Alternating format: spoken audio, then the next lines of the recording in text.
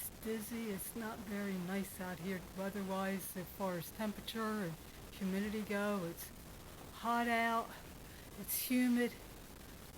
And the horses are chilling in the run-in. And if you're looking and familiar with my horses, you might be thinking, somebody's missing. And you're right, somebody is missing.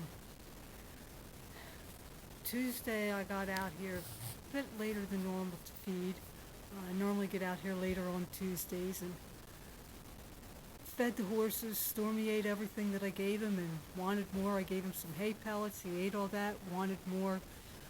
But since I wanted him to eat all his PM feeding, I didn't give him more than I figured, he doesn't always eat all his PM feeding if I gave him extra hay pellets in the morning, so I didn't give him a lot of extra.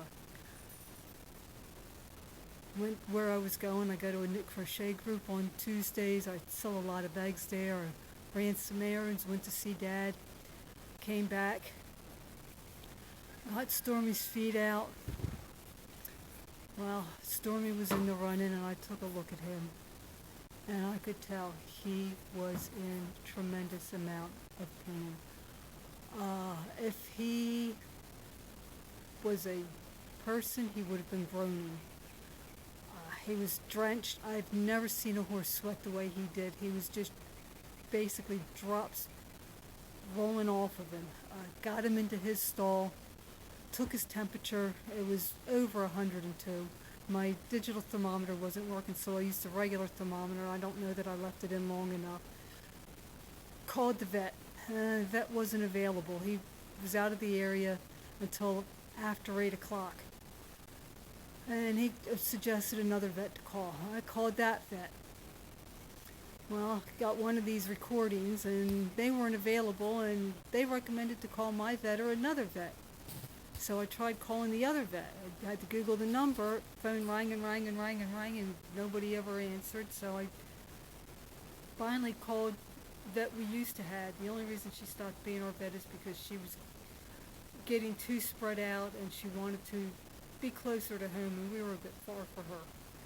So called and left a message for her, hoping she would know of another vet or even an off chance that maybe she'd even be willing to come down.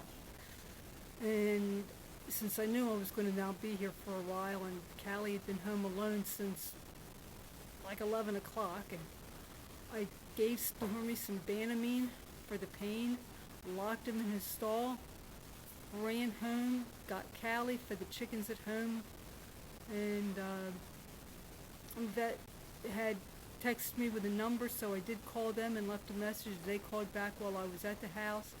They were unavailable, but they gave me another vet that I could call.